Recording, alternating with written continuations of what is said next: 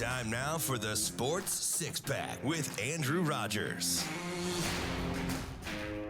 You know the drill. Send in your questions at Hurrdat Sports on Twitter, or we'll take them right from Coffee and Cream in the morning on Hail Varsity Radio. If you want that question answered and DB and I don't get to it, I'll bring them right to this pod. We'll have a six-pack together.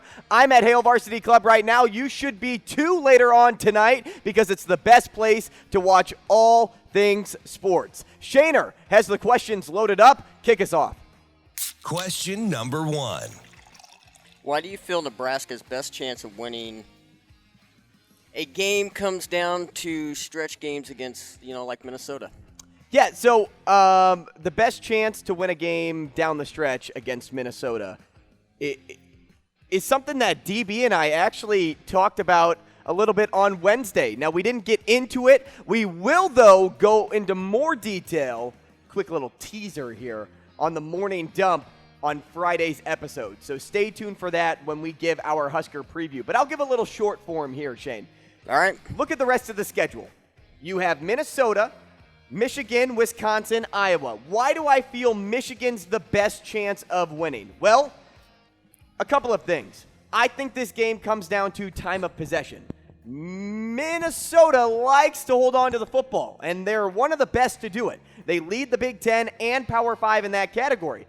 If the tables turn and say, hey, Nebraska's run game gets going, because Mickey Joseph said it last week too, it's a copycat league. You want to try to copy, or I shouldn't say that. You don't want to copy somebody's offensive scheme, but a lot of offenses work in the same light. Now, in this case, Anthony Grant hasn't been going, and they haven't been able to get him going. In this matchup, you have to. Minnesota ranks as one of the best pass defenses in all of football. Now, where they lack is rushing the passer. So maybe that gives Trey Palmer, Marcus Washington, Travis Vokalek, other receivers, the ability to get open because you have more time in the pocket, seeing as the Golden Gophers aren't great at getting to the quarterback. Now, on the contrary to that, you're also looking at, hey, is Casey Thompson starting, or is it going to be Chubba Purdy and Logan Smothers, that tandem? It's hard to tell, still too soon in the week to know, but based on everything I just said, I analyzed Minnesota's offense and defense and thought that game presents the best chance for Nebraska to win. It's an L against Michigan. Everybody kind of knows that already. Wisconsin, they'll win the turnover battle. And that's something DB and I talk about all the time too, is if Nebraska could win the turnover battle, that'll give them the best chance of winning, if not maybe a one-score game, and it could go in anybody's favor. Maybe it comes down to the team that gets the football last. But Wisconsin's second in the FBS with 14 interceptions. Then I look at Iowa, and they just don't give up points. They don't give up yards even. They haven't allowed more than 13 points to teams not named Michigan and Ohio State. Minnesota gives Nebraska the best chance to win down the stretch of the year. You look at what happened last year, too. Tanner Morgan, he threw 2 picks, right? And maybe you can win the turnover battle there if you keep forcing him to throw. By doing so, you got to get on the board early. You have to score points early. Force Minnesota to throw the football. You then can win the turnover battle, and then maybe you can get those legs of Anthony Grant going, keep most of the time of possession, maybe not all. You factor all those keys into the game, it's a lot, but that's how they win this football game. Well, I don't know how I can ask a better question than that. I mean, I guess I'll try here. Question number 2. Is the potential of the Zags in the Big 12 good for college basketball? Absolutely. Yes, yes, yes, and more yes.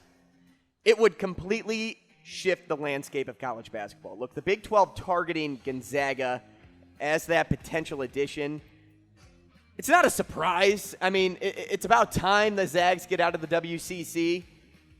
But the Big 12 is like the SEC of basketball. You look at Kansas, you look at Baylor, 2 former national champions. It almost was a three-peat if you factor in Texas Tech falling in the national championship just 3 years ago.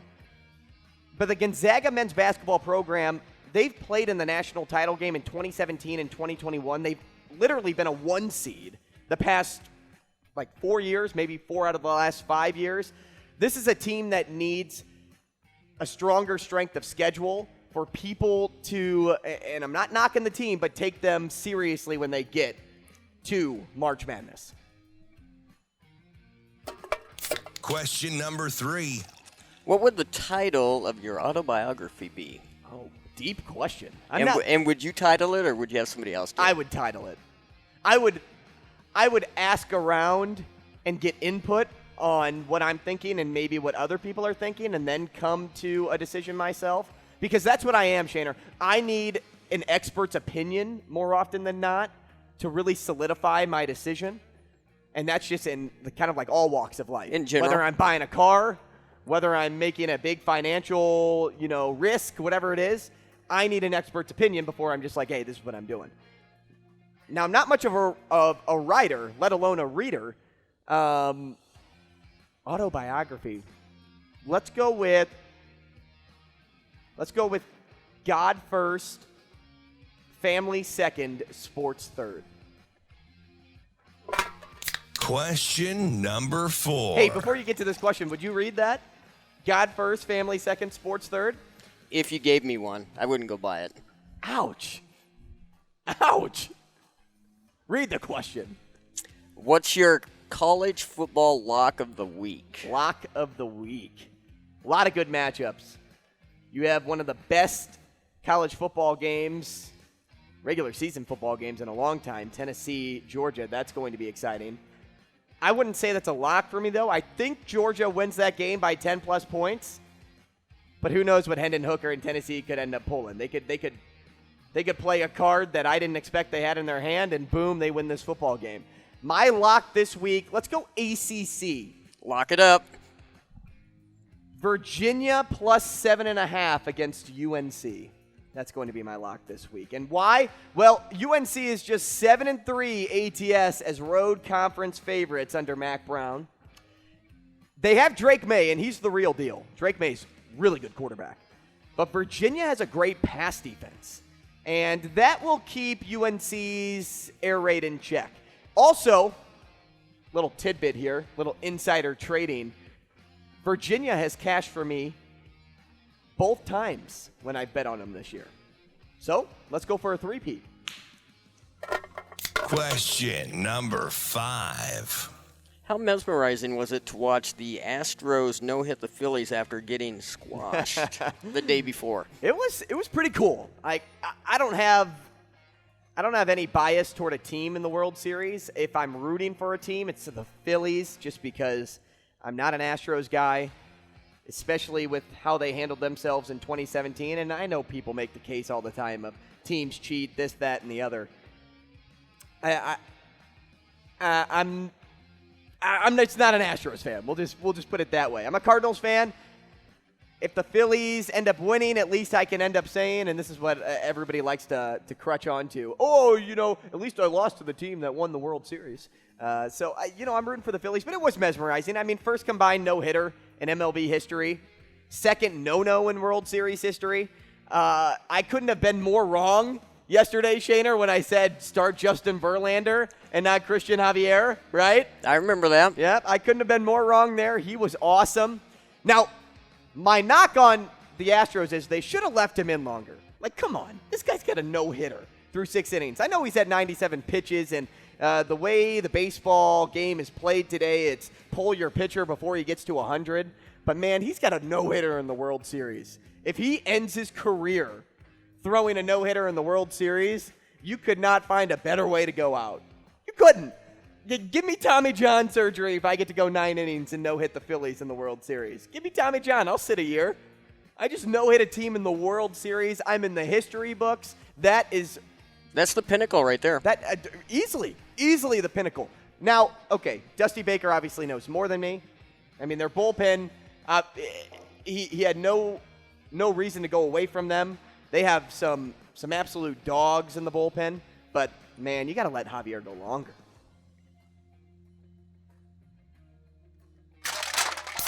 Question number 6. Sorry, it took me a little bit to find my beer can there. Hey, it's all good. I was just watching DB pour his greens. Some big names in the worldwide technology field. Who do you have winning? Golf? Little golf action over there, Shaner? Mm-hmm. some top-heavy names. Scheffler's playing. Hovland's playing. He's been playing really well, too. Tony Finau, Morikawa, some big names on the golf front. I'm gonna fade one of the super top guys. I'll go middle to high here when I say Billy Horschel's name. Let's back Billy Horschel this week. He's playing with a lot of momentum. He is coming off of that stellar performance, playing in the President's Cup for Team USA, and he's the type of guy that really thrives on momentum. Plus, he's also really fun to watch on TV because he gets so ticked off when things don't go his way. Like, he's the guy that will snap his club in half. Who doesn't love a golfer like that to root for? He's added a top 10 finish and a top 7 finish since the President's Cup. Really impressed me with his irons, too, lately. 7 prior trips to Mayakoba. He's nabbed 5 top 30 finishes, including a top 5 showing in 2020. I think it's Billy Horschel's time to win. 18-1 odds. I like that. I'll go Billy Horschel. Can he do it with a broken club? You know what? I think it was Billy that had to putt with like a 3-wood earlier this year because awesome. he broke his putter. I think it was him. Don't quote me on that, though. Feeling tipsy yet? Catch more of Andrew Rogers from 7 to 9 in the morning on Hail Varsity Radio.